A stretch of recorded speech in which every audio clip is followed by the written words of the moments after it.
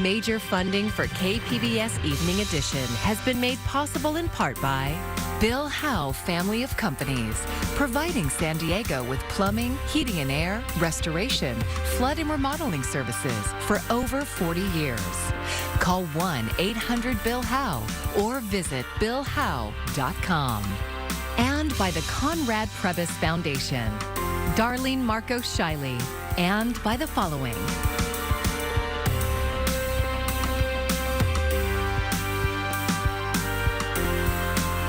And by viewers like you. Thank you.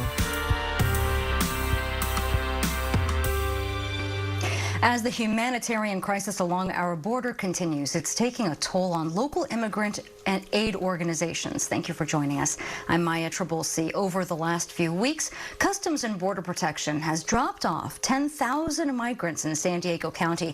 KPBS border reporter Gustavo Solis says organizations helping the migrants are running out of money. It's been an incredible challenge. Lindsay Toslowski is the executive director of Immigrant Defenders, one of a handful of nonprofits helping migrants at a makeshift aid center in San Isidro. She says some migrants end up in the streets of San Diego with nothing and no idea where they even are. You know, they're being dropped, some of them with little more than the clothes on their backs. They are, you know, just as you and I were standing here, we had someone come up and say, what is the closest airport? People don't know where they are. The aid camp is run by Casa Familiar and located at the San Isidro Community Park. Migrants there tell harrowing stories of their journey into the U.S. Jose Gregorio Corazpe is a Venezuelan asylum seeker. He says extortion is rampant in Mexico. O ser, darle a ellos para nuestra vida o dejarnos morir nosotros. Horrible. Estoy hablando de algo, una situación fatal. He says they either had to pay local gangs or die. It was a horrible situation. Now that he's in the U.S., Corazpe plans to reunite with family in Miami and pursue an asylum case in immigration court. 51% of all asylum claims have been denied so far in fiscal year 2023, according to data from Immigration Court. Corazpe fled Venezuela because of violence and poor economic conditions. He says he wants a better future for his daughters. Quiero un futuro para mi familia, para mis hijas que tanto amo y mis viejos que están bastante delicados de salud. Border Patrol personnel in San Diego have struggled to deal with an increase in illegal migration in recent weeks. Their solution thus far has been to set up makeshift migrant camps in San Isidro and Yacumba. Immigrant rights activists say the camps are inadequate. Migrants often suffer without enough food, water, or protection from the natural elements. Pedro Rios is an activist with American Friends Service Committee. He says everyone has a legal right to seek asylum in the U.S., even if they enter the country illegally. The U.S. has a responsibility to respond to their asylum claims. And they are fleeing dangerous situations and untold violence.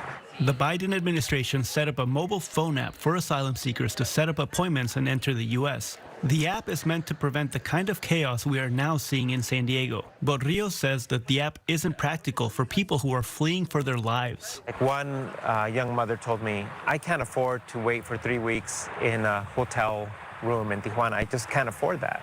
Another woman told me, I've tried using the CBP One app multiple times, and it's been 3 months of just failing to try to access it. I have no other options but to cross here. Back at the Casa Familiar Aid Center in San Isidro, volunteers work hard to make the best of a difficult situation. You know, these are their first moments in the United States, and so, you know, for San Diego, it's important for us that they remember those moments as someone who gave them a helping hand and made sure that they were safe. But money is running short. A spokesperson for Casa Familiar told KPBS that the camp may have to shut down because of lack of funds. Gustavo Solis, KPBS News. And the story was reported by KPBS journalists Matt Bowler and Maria Elena Castellanos. For the first time in American history, the House Speaker was ousted from his post today. The office of Speaker of the House of the United States House of Representatives is hereby declared vacant. California Congressman Kevin McCarthy was voted out as Speaker in a narrow vote, and this comes just days after the Republican leader relied on Democrats to pass a stopgap spending bill to avert a government shutdown. McCarthy says he won't run for Speaker again. And while the House was voting out its speaker, the Senate was welcoming its newest member. LaFonza Butler was sworn in by Vice President Kamala Harris today. She was appointed by Governor Newsom to complete the term of late Democratic Senator Dianne Feinstein. Butler becomes the first lesbian black woman to join Congress in U.S. history. She has not yet said whether she would seek the Senate seat next year. The city of Chula Vista and the Port of San Diego broke ground today on a 21-acre park along San Diego Bay. KPBS reporter Alexander Nguyen says it's the first park space completed as part of the Chula Vista Bayfront redevelopment. With a Kumeyaay blessing and shovels on the ground, city, county, and port officials broke ground on the roughly $20 million Sweetwater Park on the Chula Vista Bayfront. The moment was more than 20 years in the making. It's so exciting. This is really an exciting day. Port Commissioner Ann Moore was instrumental in getting the park built. She's been working on this project since she was Chula Vista City Attorney more than 20 years ago. We really wanted to create a vision that involved the whole community. So we wanted to make sure that we had everybody involved. From the very beginning of this project to be part of the vision. Part of that vision includes redeveloping the Chula Vista Bayfront. Last summer, the city and port broke ground on the Gaylord Pacific Resort and Convention Center. This park, along with the Gaylord Pacific, is part of the Chula Vista Bayfront revitalization effort, bringing what used to be an industrial park back to public use. The park is envisioned more as a natural preserve than a traditional park to showcase the natural beauty of the bay. To stroll through this park, what do you see? You see meadows, you see grasslands, you see sand dunes, picnic areas, and of course overlooks so you can take in the beautiful bay, vistas of the bay. It is going to be something incredible. The park is the first space completed as part of the Chula Vista Bayfront redevelopment and will incorporate the already completed bicycle and pedestrian path. With several projects in the works for the Bayfront, Chula Vista Mayor John McCann says they're expected to create thousands of jobs and jumpstart the economy for the western side of the city. It's going to help elevate and upgrade the older community where I grew up. And we always wanted to have public access, and we always wanted to have newer things. Now we're making that a reality. The park is expected to be completed late 2024. Alexander Nguyen, KPBS News. Well, overnight tonight, we're on the road down into the low to mid 50s for inland areas. Still some 40s into Campo, Mount Laguna, but near 60 in San Diego. We do have a big warming trend developing here over the next few days, and you can see dry and warm weather builds on Wednesday. There will be a bit of a gusty offshore wind that picks up, especially through the canyons and passes. And Thursday, very warm weather for us here across Southern California. We'll have your forecast in just a bit. At this hour, 4,500 local Kaiser healthcare workers are still set to walk off the job tomorrow. They would join 75,000 Kaiser employees in a nationwide strike. Negotiations are ongoing, and Kaiser officials say they've been making progress. Strikes are set to take place starting at 6 o'clock tomorrow morning at Kaiser hospitals and facilities across San Diego County. Kaiser says they have temporary workers on standby should the strike happen. A company statement says Kaiser hospitals and emergency rooms will remain open, and patients will be contacted if there are any appointment changes. 20,000 Cal State student assistants are one step closer to unionizing tonight. The group of CSU workers has been cleared by the California Public Employment Relations Board to hold a union election. The students work on the 23 campuses across the Cal State system. They do jobs that include IT support, dorm security, and custodial work, and most of them make minimum wage with no sick time or health insurance, and they are limited to 20 hours of work per week. Now, with the state's approval, student assistants can schedule a vote to join the established Cal State Employees Union, which is there supporting their effort. We know how to negotiate for improvements that are going to make the student assistants' engagement in the process be beneficial to them. We see all the struggles they're going through, and we want to get to the bargaining table quickly with CSU and begin this process. CSU administration has 15 days to appeal the state's decision to allow the union vote. If there is no appeal, negotiations will begin to schedule an election date. Free Ride Day returns to San Diego public transit agencies tomorrow. KPBS Metro reporter Andrew Bowen says buses, trolleys, and trains will be totally free. MTS has been celebrating Free Ride Day for several years now. It coincides with Clean Air Day, when California tries to raise awareness of air pollution and encourage residents to find ways to minimize their carbon footprint. Cars are the largest source of greenhouse gas emissions locally, so replacing car trips with public transit is one of the most powerful tools to fight climate change. MTS has been a leader in clean fleet technology, from our all-electric trolley system to eliminating our use of diesel buses, and now a commitment to have a zero-emissions bus fleet by 2040. We want not only to reduce the number of vehicle miles traveled in our region, but to do so with low to zero emissions. The free rides will apply to not just MTS, but the North County Transit District as well. NCTD operates the Coaster train from Oceanside to downtown San Diego. Transit officials are pitching it as a fun way to explore new parts of the county. And if you're curious about public transit, October 4th is the best time to not only celebrate Clean Air Day, but to take transit to somewhere maybe that you've never been or ever thought of going. You can plan a trip via public transit at sdmts.com or gonctd.com. Andrew Bowen, KPBS News.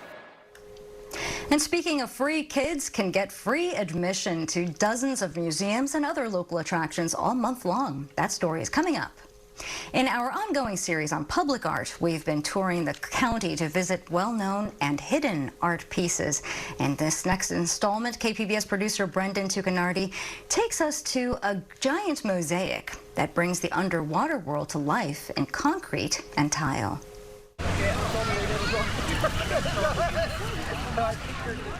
It's just steps away from a swing set, slide, and jungle gym. In the background, you hear the laughter of children and the sound of crashing waves. It's another playground of sorts made out of concrete and tile. The map, as it's affectionately called, is a 2,500 square foot mosaic. It sits at the Walter Monk Educational Plaza at La Jolla Shores. This massive piece of public art depicts the Grand Canyons of La Jolla, as well as over 100 species indigenous to California's coast, all in hundreds of thousands of pieces of hand-cut tile. Making a mosaic of this size is not easy, and it's only possible thanks to the technique called lithomosaic. It was invented by artists Robin Brailsford and Wick Alexander, along with concrete specialists. Well, I tend to be a person who thinks big, and this is a technique that really only works for big, so that fit right in for me. The patented process is a remix of the classic mosaic technique of securing tile to a surface with mortar and grout. Instead, lithomosaic uses monolithic concrete pours. So lithomosaic did two things. It allows us to work super large. One just went in this week in Tempe, Arizona, that's 750 square feet. And it also has figured out a way through the chemical balance of the concrete and with the techniques that we put into it to allow it to go in a freeze-thaw environments. So we have it in Alaska, Nevada, New Mexico, places where you wouldn't normally be able to have mosaics. Brailsford also works with artists Kelsey Hartley and Mariah Armstrong Connors. She says a new mosaic begins with research. When I have a project or when I have identified a site that I want to do for my own without a public art commission, I think of I study it really hard. I am there, I watch the sunrise, the moon set, whatever. I talk to the people, I research a lot in the libraries, I read a lot of books. All my project proposals have bibliographies, extensive bibliographies for the research I've done. Brailsford and Alexander's home studio is nestled in the hills of East San Diego County. There, the shelves of books are evidence of that scholarly approach to public art. We're at a funny point now where the house doesn't have very many walls, and all the walls that can have either paintings or bookshelves. So, how many more books do we buy is the current problem. Once the research is done, the next step is design conception. I do all my lithomosaic layouts. I paint them on clear plastic because I'm basically a glass artist, and so I'm most comfortable working in glass. That's why, things that you're seeing that are older are glass. So anyway, I paint on both sides of a piece of clear plastic like this, and I can really get the effect that I want of what the lithomosaics are going to be like. Then the labor-intensive work of hand-cutting and placing each piece of tile begins. In the lithomosaic process, tiles are secured upside down to mesh with water-based glue. After the layout is complete, it's time to install the mosaic. This is done by concrete professionals. So they take it and they lay it upside down in the monolithic concrete pour, pull off the plastic, and then they trowel it, and then when the concrete has begun to set a little bit, enough to hold the tiles in place, then they peel the mesh back, and the tiles are actually there in place, and no mesh and no grouting and no buckets and no back-breaking work on our part. Back at the map, we're able to get a better idea of how the skilled craftsmen install the mosaic. Imagine putting this much tile in your kitchen. So what they were doing was that on one end they were troweling this one in, and over here they had the pumper truck, and they were up to their ankles, you know, pumping in the concrete and leveling it, and then bringing over the next one at the same time. And it's the ballet of the highest order of how they put it together. All of this wouldn't be possible without the Walter Munk Foundation for the Oceans. It works with the city and community stakeholders to bring the mosaic to life.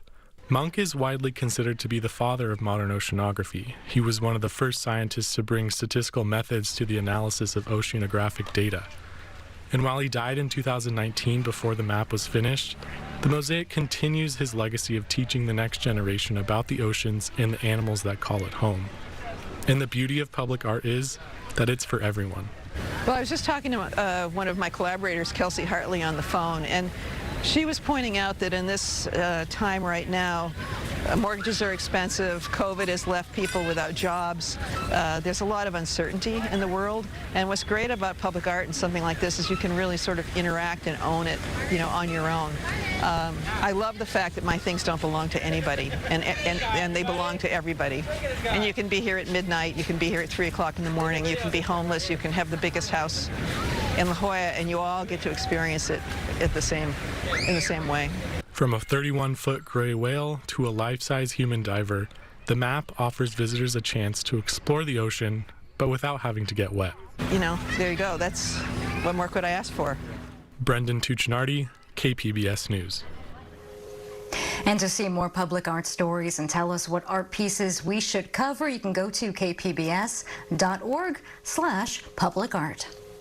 It's October, which means it's time to start making federal student loan payments again. The pandemic-era pause on payments officially ended on Sunday. The Biden administration has instituted a grace period for missed payments through September 2024, but be aware interest will still accrue during that time. And beyond that, the Institute of Student Loans Borrowers encourages borrowers to make plans now to avoid default. It will have a significant negative impact on your credit report, which can affect other things like buying a house, the interest rates on your credit cards, a car loan, and so on. So default really should be avoided at all costs.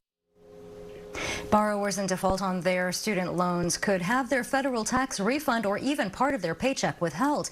Advisors also recommend borrowers use the loan simulator tool on studentaid.gov to determine which repayment option is best for them. A scientist at the Nat Museum uses macro photography to really see and understand the bugs and arachnids. KPBS Sci-Tech reporter Thomas Fudge spoke to the new entomology curator.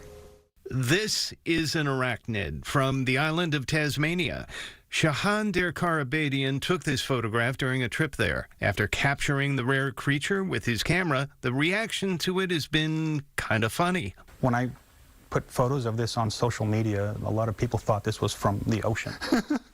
I had to correct multiple people. Oh, that's crazy. Oh, it's amazing what we can find in the ocean. Like, no, this is from underneath a log. Dr. Shahan, as he's sometimes called, took up macro photography after he got frustrated with the poor photos he was trying to take through his microscope. This tri-flash here. He says taking these super close photographs help you to get to know the creature much better. You see how they move. You're paying attention to the fine details of how they look and maybe things you wouldn't notice just from somebody else's photograph, right? Because when you're looking at that camera and you're looking at them and you see this weird structure, you want to focus on it. Shahan attended San Diego State and got his PhD from UC Riverside. He spent 5 years at Harvard as a postdoctoral fellow. He has focused his studies on arachnids called opiliones, also called daddy longlegs, also called harvestmen, like this one, Libunum vitatum, which is very common in the U.S. These arachnids are not spiders, and it's easy to tell them apart. Spiders will have two body parts, but opiliones will have a fused, and so they're basically a ball with legs.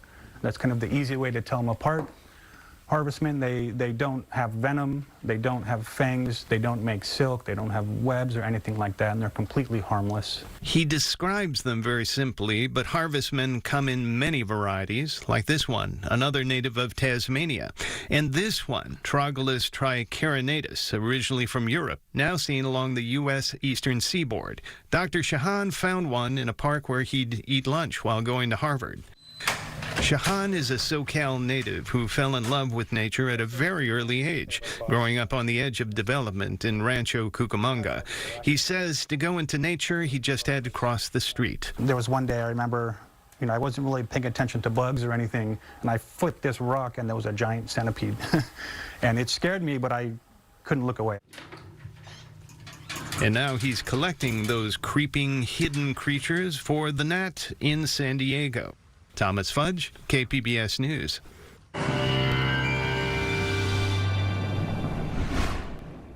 Well, heat is building across much of Southern California here, turning hot later this week here. A big change from where we were last weekend. And there will be a bit of a gusty downsloping wind developing, so just a hint of the Santa Ana winds for some. Thankfully, we have had some dampness around. We don't expect the fire danger to get out of control. But again, whenever that downsloping wind does increase, it at least enters the consciousness as a concern. We do have patchy coastal fog as well over the next few days, especially later this week. Patchy low clouds tonight, 60 degrees for your low in the city and at least near the coast. Future cast here with future radar. Well, not much to see future radar, so future satellite coverage here showing those clouds well offshore. We won't see dense fog anytime too soon. But later this week, it'll become a bit more of a concern. We'll have dry, warm weather for us on Wednesday, and overall, we are heating up pretty well. Escondido, 90 degrees. Ramona, 90. El Cajon, 90 degrees. Borrego Springs, 93. If you want to escape the heat, Mount Laguna is the place to be. 62 for your high on Wednesday, and we'll be around 80 into San Diego. Very warm Thursday. Offshore breeze being driven by high pressure to the north. Clockwise flow that steers the wind offshore, and to some extent it nullifies the impact that the ocean has on us, or at least it mutes it just a smidge. So coastal areas, you can see we're warming up to 83 on Thursday and Friday. Just a little bit of low cloud cover near the coast in a few cases into the weekend over the morning hours, but otherwise a bright time. Inland areas, we're heating up pretty well here. 93 Thursday, 90 Friday, 93 Saturday. The heat backs off a smidge later in the weekend. Into the mountains we go. Here's where we are protected from the heat. Elevation, our friend, if you like the cooler weather, rising from the low 60s into the upper 60s. It will be breezy out there in the canyons and passes on Wednesday and into Thursday as well. And the deserts, well, we're back up to the century mark Saturday. That's your hottest day. You can see we subtract 4 degrees as we step into Sunday, as the heat does begin to at least relax just a bit for the second half of the weekend. I'm meteorologist Jeff Cornish for KPBS News. From artistic murals to prehistoric mastodons, free fun and learning are happening at attractions across the county this month. KPBS education reporter MG Perez tells us there is a record number of freebies to explore this October.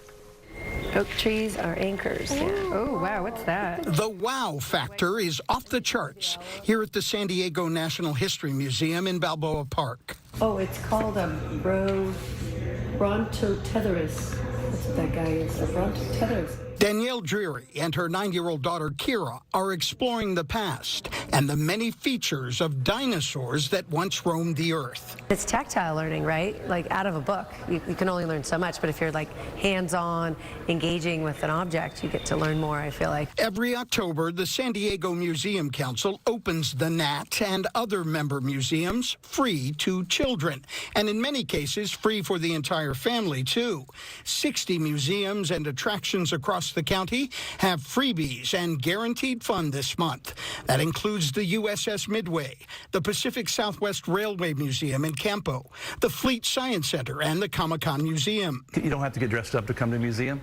You can wear sweatpants if you want to, so it doesn't matter. It's about just coming and have fun. You'll be surprised what you see inside. They thrive for 300 million years. Parents get an education along with their children, who are inquisitive and intelligent. My favorite museum is the Museum of Making Music. Do you play any instruments? Yeah, I play the harp. I'm half Irish, and the harp is the national instrument of Ireland. You learn that where things have come from in time and stuff like that, but also like where things come from in the world. A month full of free museum visits is certainly educational, but it's also about access for families who might not otherwise get to experience it. The free museum crawl across the county is especially targeted to families with very young children who are members of marginalized communities. First 5 San Diego is one of the sponsors. The museums are doing such an amazing job of really meeting all of those senses, right? What we see, what we hear, what we touch, what we taste, what we feel. That's so important for our little ones and their brain development at this time. And that development, along with the fun and education, are just getting started. Kind of feels like you're walking into a jungle, doesn't it? Yeah. MG Perez, KPBS News. And we have more information about how you can take advantage of Kids Free San Diego promotions on our website, kpbs.org. Thanks so much for joining us. I'm Maya Trabulsi. Have a great evening. Major funding for KPBS Evening Edition has been made possible in part by Bill Howe Family of Companies, providing San Diego with plumbing, heating and air, restoration, flood and remodeling services for over 40 years. Call 1-800-BILL-HOWE or visit billhowe.com. And by the Conrad Prebys Foundation, Darlene Marco Shiley, and by the following.